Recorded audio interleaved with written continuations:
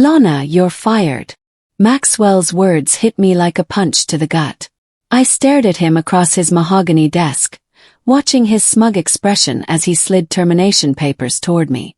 The shock lasted maybe 3 seconds before everything clicked into place like puzzle pieces. This wasn't about my performance. This wasn't about budget cuts. This was about silencing me before I could expose what I'd discovered buried deep in the company's financial records.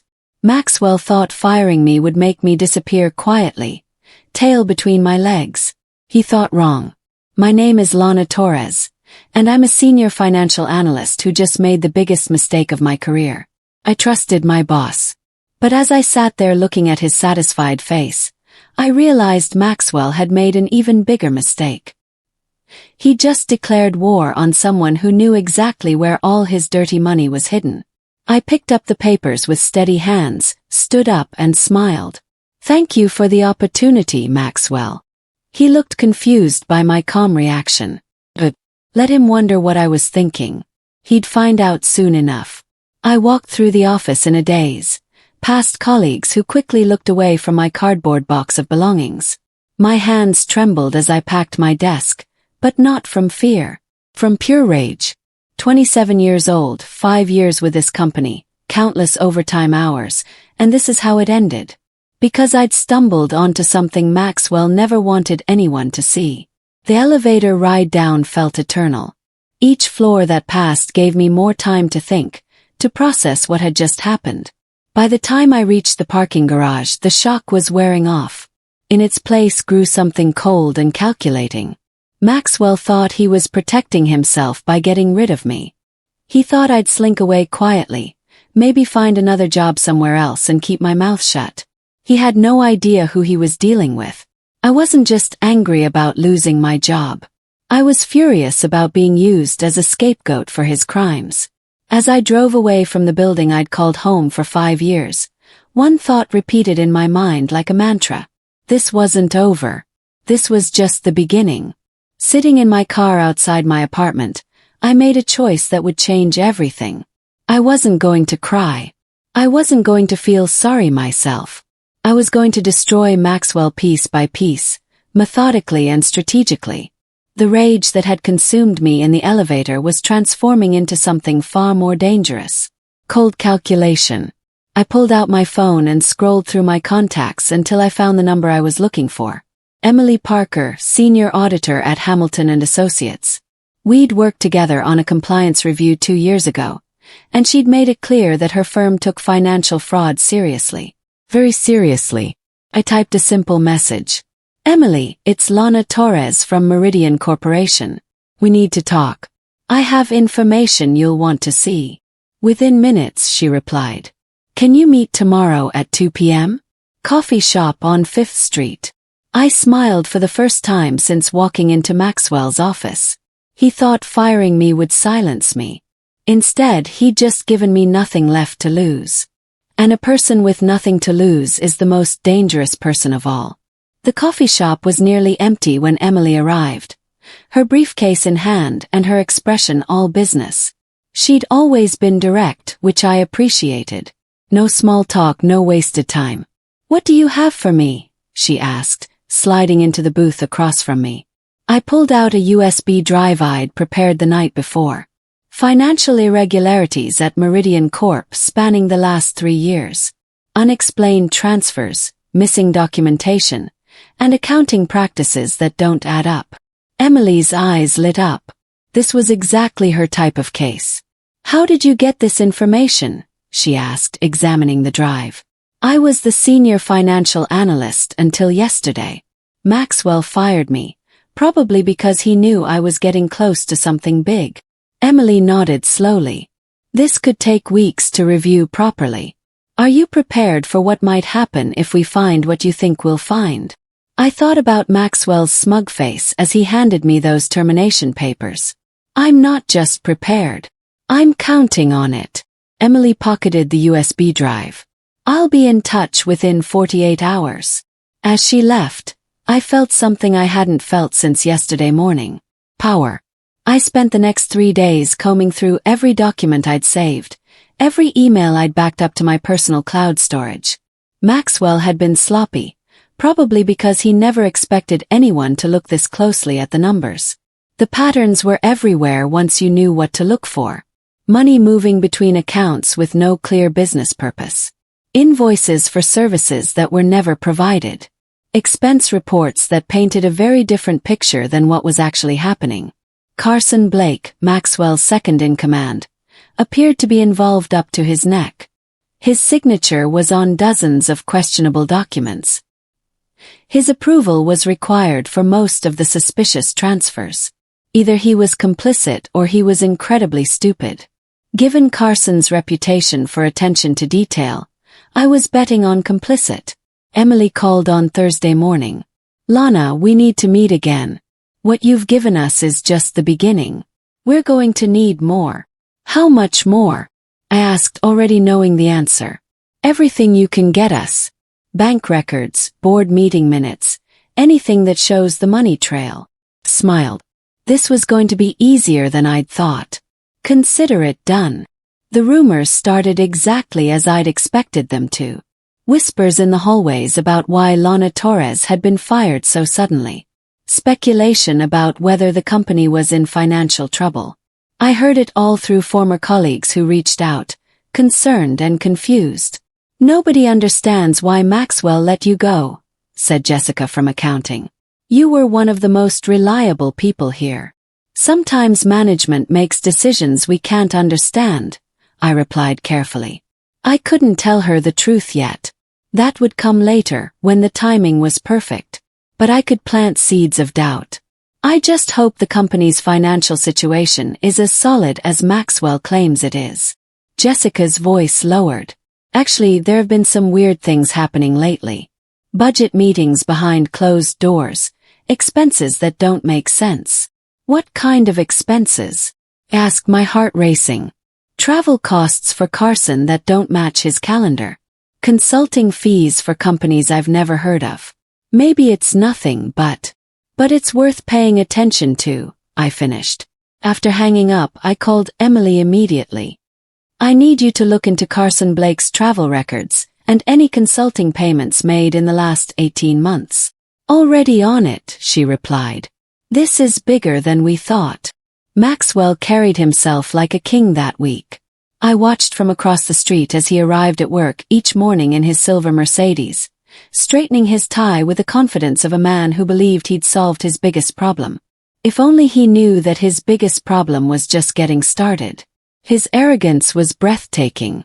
At the company Christmas party last year, he'd bragged about his financial genius and how he'd built the company through creative accounting. Everyone had laughed, thinking he was joking about finding tax loopholes. Now I understood he'd been telling the truth about being creative with numbers, just not in a legal way. Through social media, I watched him post photos from expensive restaurants and exclusive events. New watch, new car, new everything. All funded by money that should have been going to employee bonuses and company growth. His lifestyle was about to get much more expensive when the legal bills started rolling in. I screenshot every post, every display of wealth. Emily's team would want to see how Maxwell was spending money that might not actually belong to him. "Enjoy it while it lasts," I whispered to his smiling Instagram photo. "It won't last much longer." Carson was getting sloppy.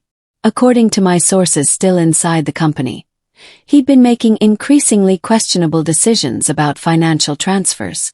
Large amounts moving between accounts with minimal documentation. Emergency board meetings about cash flow optimization. Budget cuts for departments that were supposedly performing well. Emily called with an update on Thursday afternoon. "We found irregularities in Carson's expense reports dating back 2 years. Payments to shell companies, travel expenses that don't match any business purposes we can identify." "How much are we talking about?" I asked, though I suspected I knew. Initial estimates suggest over $2 million in questionable transactions, and that's just what we've found so far. I felt a surge of satisfaction. Carson was about to learn the hard lesson about cooking books. "What's the timeline for formal action?" "Within the next 2 weeks, we'll have enough evidence to present to the appropriate authorities." Carson's going to be facing serious charges. As I hung up, I thought about Maxwell sitting in his corner office, probably believing his problems were behind him. He had no idea that his right-hand man was about to bring down the entire house of cards. The news broke on a Tuesday morning.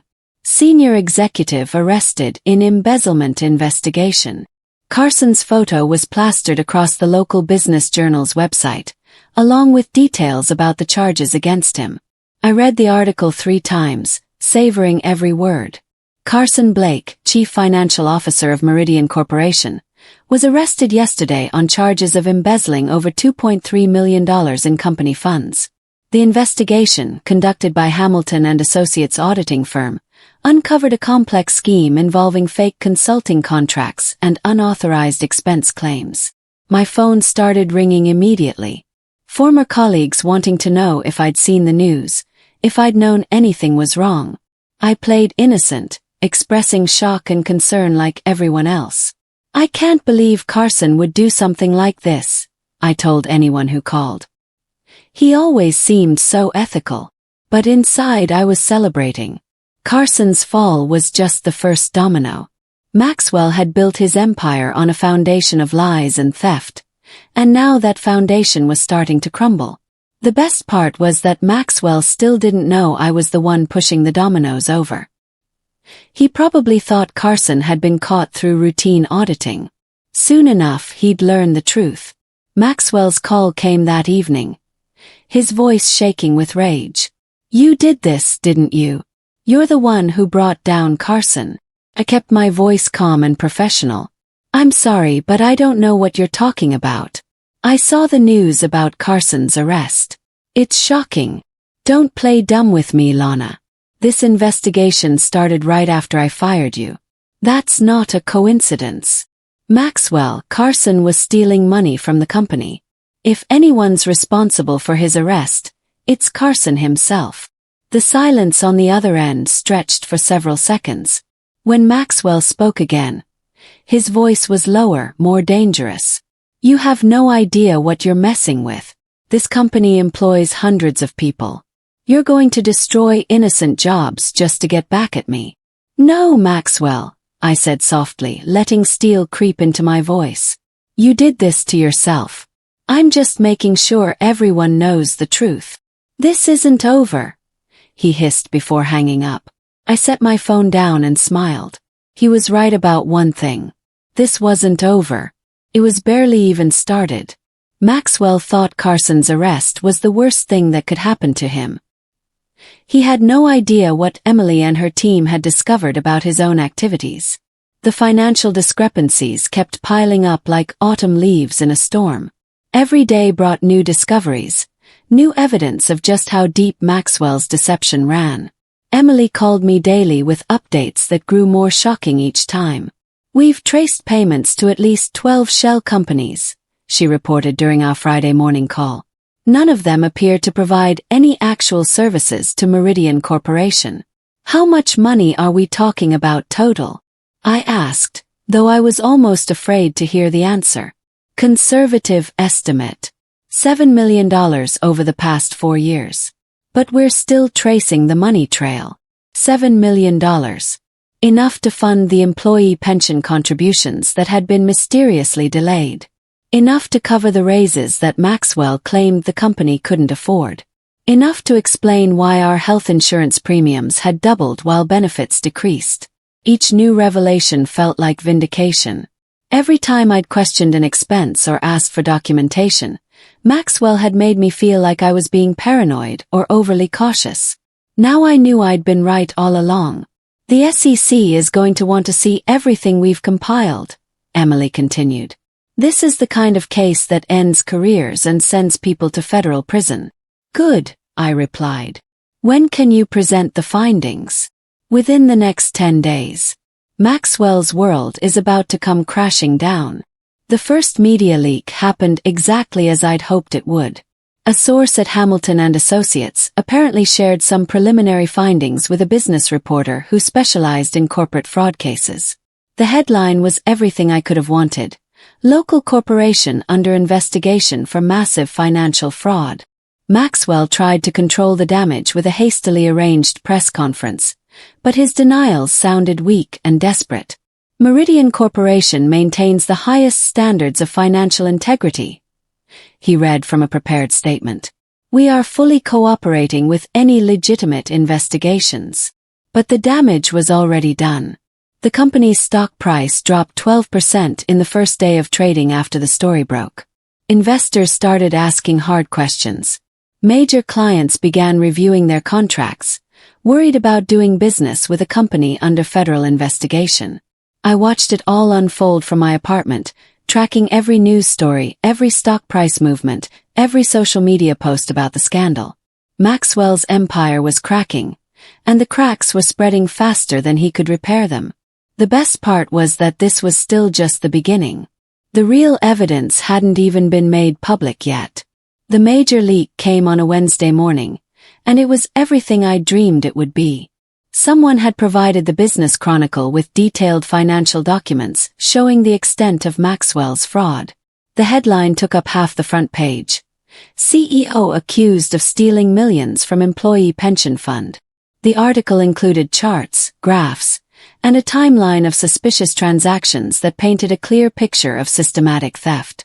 Maxwell's photo ran next to a breakdown of his personal expenses that had been charged to company accounts. $50,000 for his daughter's wedding, $30,000 for a vacation home down payment, $75,000 for luxury car leases, all paid for with money meant for employee benefits. My phone buzzed with text messages from former colleagues who'd seen the story. Is this real? How long has this been going on? Did you know about this when you worked there? I responded to each one with appropriate shock and concern. But inside I was thriving. Maxwell had stolen from every single employee at that company, including me. He'd delayed our pension contributions while funding his luxury lifestyle. Now everyone would know exactly what kind of man he really was. The stock price fell another 20% before trading was halted. The board of directors called an emergency meeting on Thursday afternoon. News of the meeting leaked within hours, along with rumors that Maxwell's position as CEO was in serious jeopardy. I had contacts on the board through my years at the company, and they were not happy with what they'd learned. Maxwell never disclosed the scope of these financial irregularities, board member Thomas Wright told a reporter after the meeting. We're reviewing all of our options. That was corporate speak for, we're about to throw Maxwell under the bus. The board had spent years trusting Maxwell with company finances, and now they were discovering that trust had been misplaced. Their own reputations were on the line. Lawsuits from investors were already being filed. The longer they kept Maxwell in his position, the more liability they faced. Emily called with insider information from someone connected to the board. They're preparing to ask for Maxwell's resignation. The vote might happen as early as next week. What if he refuses to resign? Yes. Then they'll fire him. Either way, his days as CEO are numbered. I thought about Maxwell sitting in that boardroom, probably for the last time, realizing that his carefully constructed empire was collapsing around him. It was a beautiful image. The evidence kept mounting like a prosecutorial avalanche. Emily's team had uncovered bank records, email communications, and financial documents that painted an undeniable picture of fraud, embezzlement, and breach of fiduciary duty. We've identified systematic diversion of funds intended for employee benefits, Emily explained during our latest meeting.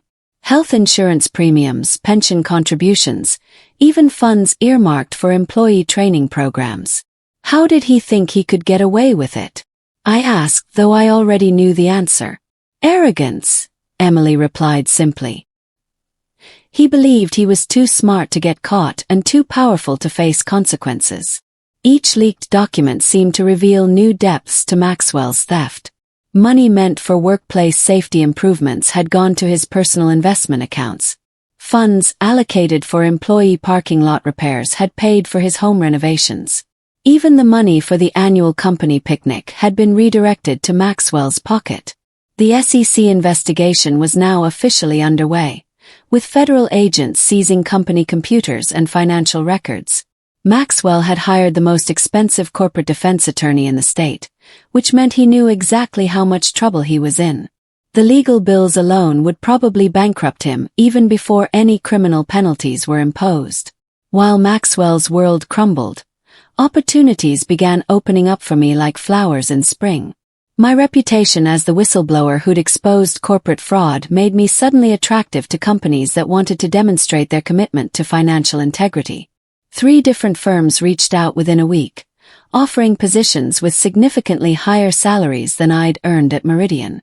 "We need someone with your attention to detail and ethical standards," said Rebecca Chen, CEO of Sterling Financial Services, during our phone interview. "Your willingness to speak out against fraud shows the kind of character we value." The irony wasn't lost on me. Maxwell had fired me to protect his fraud, but his fraud had made me more valuable than ever. Companies were competing for someone who'd proven she couldn't be bought or silenced. But I wasn't ready to move on yet. I wanted to see this through to the end. I wanted to watch Maxwell face the consequences of his actions. I wanted to be there when the handcuffs clicked shut around his wrists. The job offers could wait. Right now, I had front-row seats to the greatest downfall in corporate history, and I wasn't leaving until the final curtain fell. The SEC announcement made everything official. The Securities and Exchange Commission has filed civil charges against Maxwell Sterling, former CEO of Meridian Corporation, alleging securities fraud, misappropriation of corporate assets, and violation of fiduciary duty. The charges carried potential penalties of millions in fines and permanent banishment from serving as an officer of any public company. But the SEC charges were just the beginning.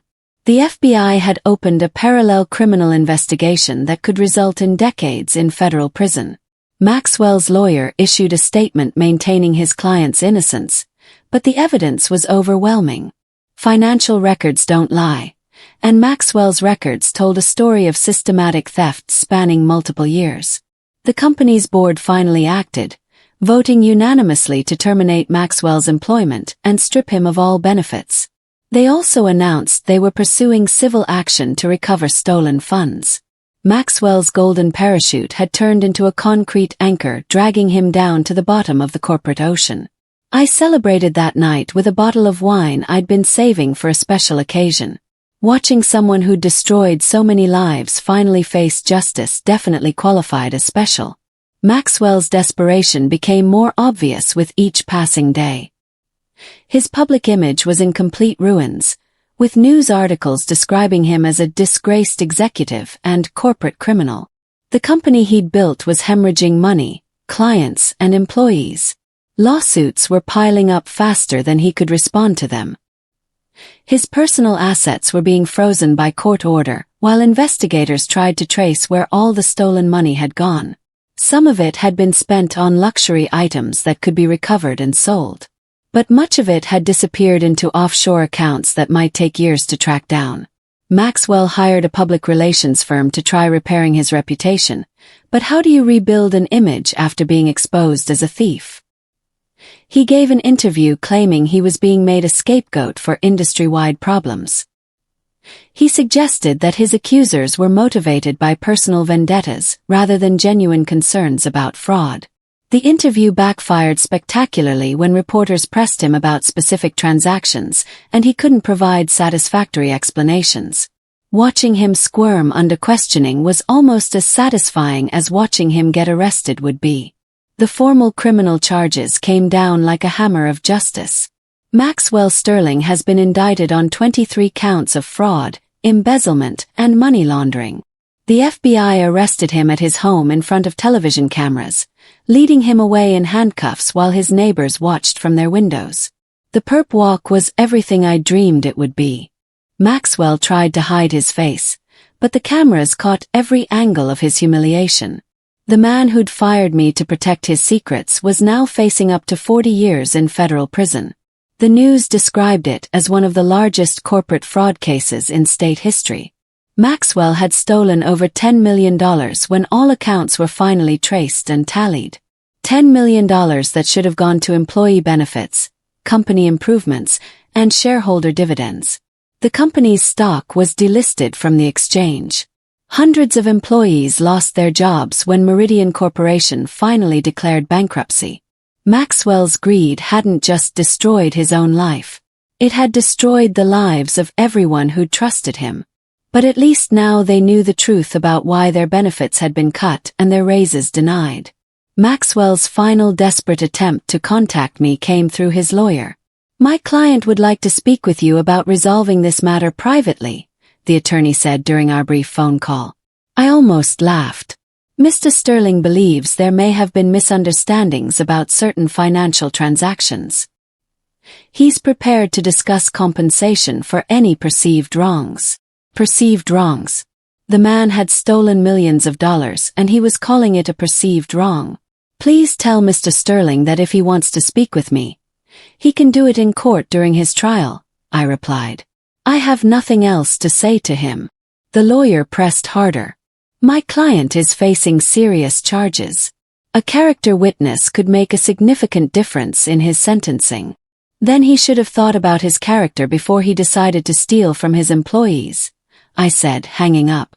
Maxwell was learning the hard way that actions have consequences. You can't cheat and steal for years and then expect people to vouch for your character when you get caught.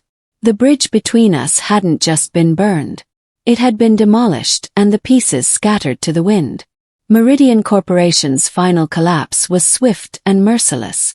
The bankruptcy filing came on a Tuesday morning, accompanied by announcements that all operations would cease immediately. 847 people lost their jobs. The company that Maxwell had spent 15 years building was dissolved in a matter of weeks. The physical assets were sold to pay creditors, but there wasn't enough left to cover all the debts. Employees who'd spent years building their careers at Meridian found themselves starting over at other companies, their pensions depleted and their trust in corporate leadership shattered. But at least they knew why their company had failed. It wasn't due to market conditions or competitive pressures. It was because their CEO had been stealing from them for years. The local business community was shocked by the scope of the fraud. Other companies began conducting internal audits to make sure they weren't vulnerable to similar schemes. Maxwell had become a cautionary tale about the importance of financial oversight and corporate governance. His name would be remembered for decades as an example of how corporate greed can destroy everything it touches. My new position as Director of Financial Compliance at Sterling Financial Services was everything I'd hoped it would be. The salary was 60% higher than what I'd earned at Meridian, and my responsibilities included developing systems to prevent exactly the kind of fraud Maxwell had committed. "We want you to design audit procedures that would catch irregularities before they become major problems," Rebecca had explained during my first day. "Your experience gives you insights that most auditors don't have." It was satisfying work that felt purposeful in a way my previous job never had. I was helping protect employees from executives who might be tempted to abuse their power. Every system I designed was informed by what I'd learned about Maxwell's methods. I understood how financial criminals thought because I'd watched one operate up close. My colleagues treated me with a respect I'd never experienced at Meridian. They valued my opinions and implemented my recommendations without question. Word of my role in exposing Maxwell's fraud had spread through the financial community, establishing me as someone who couldn't be intimidated or bought off. The career setback I'd thought Maxwell was inflicting on me had actually catapulted me to a much better position than I'd ever imagined possible. Maxwell's attempts to rebuild his reputation were pathetic to watch. From federal prison, he'd started a blog about lessons learned from corporate leadership failures. He positioned himself as someone who'd made mistakes but had valuable wisdom to share with future executives. The blog attracted exactly 12 followers, most of whom seemed to be journalists monitoring his activities. He tried to get speaking engagements at business schools, offering to discuss ethical challenges in corporate finance. No legitimate institution would touch him. His name was synonymous with fraud and betrayal. He'd applied for early release programs that would allow him to serve part of his sentence in a halfway house. Each application was denied. The judge had made it clear that Maxwell would serve every day of his 15-year sentence. There would be no early parole for good behavior. White-collar criminals who stole from employee pension funds didn't get sympathy from the federal prison system. I'd heard through mutual acquaintances that Maxwell spent his days in the prison library, apparently working on a memoir about his experiences. Publishers who'd been approached about the book universally declined to consider it. Walking into my corner office at Sterling Financial Services, I paused to look at the view of downtown through my floor-to-ceiling windows. The office was twice the size of my old cubicle at Meridian, with modern furniture and state-of-the-art computer systems. On my desk sat a framed copy of the Business Chronicle article announcing Maxwell's sentencing. Former CEO sentenced to 15 years in federal prison for corporate fraud. The article mentioned my role in exposing the fraud, describing me as a dedicated financial professional whose ethical courage prevented even greater losses to investors and employees. My nameplate read Director of Financial Compliance, a title that came with respect, authority, and a salary that would have seemed impossible just 2 years ago. The irony was perfect. Maxwell had tried to destroy my career to protect his criminal enterprise. Instead, he'd launched me into the best position I'd ever held. My phone buzzed with a message from Emily. Lunch next week. I have another case that could use your expertise. I smiled, typing back my agreement. Maxwell might have thought he was ending my career when he fired me, but he'd actually just redirected it toward something far more meaningful and profitable. 2 years after Maxwell fired me, I sat in my office reviewing the latest audit reports from companies across 3 states. My reputation as a fraud investigator had grown beyond what I'd ever imagined possible. CEOs called me personally when they suspected financial irregularities. Law enforcement agencies consulted me on complex white-collar crime cases. Universities invited me to lecture about corporate fraud prevention. I'd written articles for financial journals and been interviewed for documentaries about corporate crime. My expertise was sought after precisely because I'd experienced financial fraud from the inside and understood how these schemes operated. Maxwell was still in federal prison, with 11 years remaining on his sentence. I occasionally saw news updates about his failed appeals and rejected parole applications. He would be 63 when released, with no realistic chance of ever working in corporate finance again. The financial world had moved on without him, adopting stronger oversight procedures designed to prevent the kind of fraud he'd committed. As I prepared to leave for another speaking engagement about ethical leadership, I thought about that day in Maxwell's office when he handed me those termination papers. He'd thought he was silencing a threat to his criminal empire. Instead, he'd created his own nemesis. Sometimes the best revenge isn't about destroying someone else. Sometimes it's about building something better than they ever imagined possible.